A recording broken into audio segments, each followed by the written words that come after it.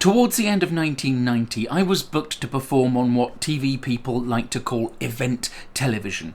This is in the days before event television meant 12 property show presenters competing to see who could eat the most fresh effluent and be crowned this year's king or queen of the sewer.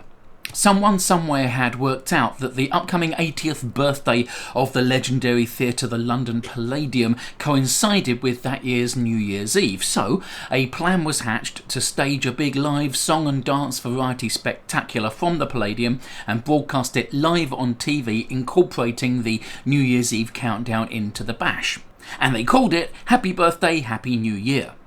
They needed a bunch of jugglers to dick around on stage and get in the way of the dancers during a couple of big musical numbers, so essentially somebody was sent down to Covent Garden with a big net to come back with a few jugglers. They came back with me, Polish Pete, Dave the actor, Digby, Gandini and the great Tony Anthony, which I know sounds more like a list of names you'd see pulling off a bank job, but they were all jugglers. And we were all instructed to be at the Palladium 24 hours before the show for a long day and night of rehearsals. Rehearsing any variety show is a long, boring process, but when you factor in that it was going to be broadcast live on television and had to coincide exactly with the ad breaks and with the New Year's Eve countdown, and that every section involved not just variety schmucks but your actual celebrities, it was going to be a long day. Our stuff was of the easiest. It was a case of just go over here, juggle for a bit, and then when this thing happens, go over there and juggle a bit over there, and it was fine. But the whole cast had to be on set for all of the day and most of the night, and since most of the rest of the cast were famous,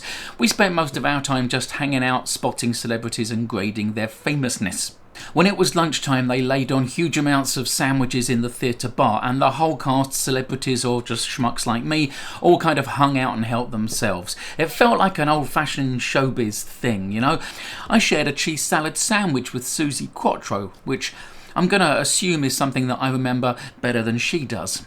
Jim Dale walked over to us and said he'd heard we were street performers, so we said yeah, and he grinned widely and said what a huge fan he was of what we did.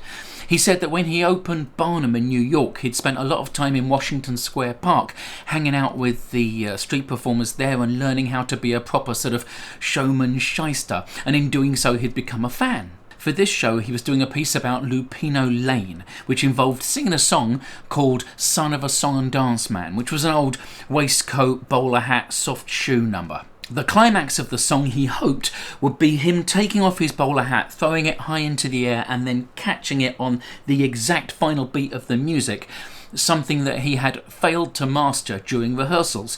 So knowing that we were jugglers, he asked us if we had any advice on throwing and catching hats.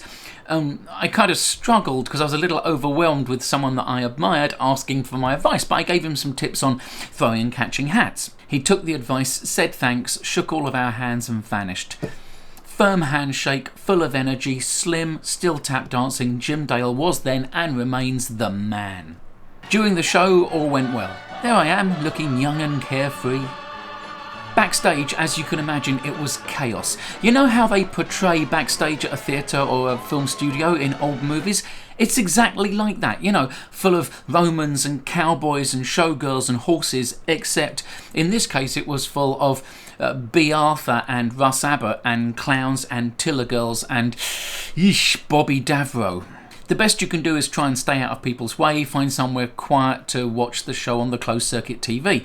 I found the wardrobe room, there was a couple of chairs there, they didn't mind me sitting there and watching it on the screen, and after a while I was joined by Madge and Harry from Neighbours. So that's how I spent the show, and occasionally one of us would have to get up and go downstairs and do a bit, then would come back and lavish praise would be administered and drinks and snacks would be shared, and it was really fun. It was like Christmas with an old aunt and uncle.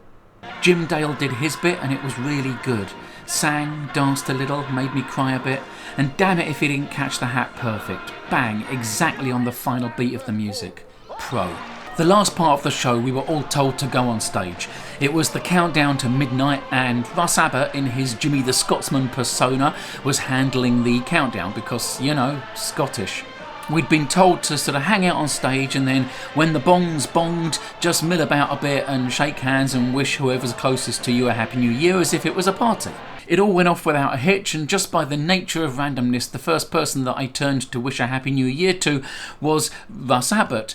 And he stayed in character, even though his mic was off and nobody except me could hear him. He said, "See you, Happy New Year, Jimmy," which was hilarious, and I love him for that.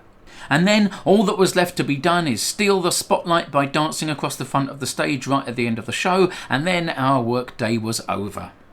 There was a party afterwards at the beautifully named Cinderella Bar, and we all got a champagne and toasted the ridiculousness of a bunch of scruffy buskers having just performed live on national TV from the London Palladium, and who were now drinking in a thing called the Cinderella Bar.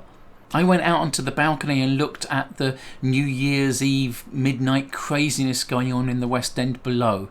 And then I went back inside to find that Digby had realised that his stage costume was almost identical to the waiter's outfit, so he put it back on and he was going around the party serving canapes to celebrities. "It's a great way to meet people," he said. At the time I was living in a single room in Wood Green. That's quite a long way north of the Palladium, but I walked all the way home that night.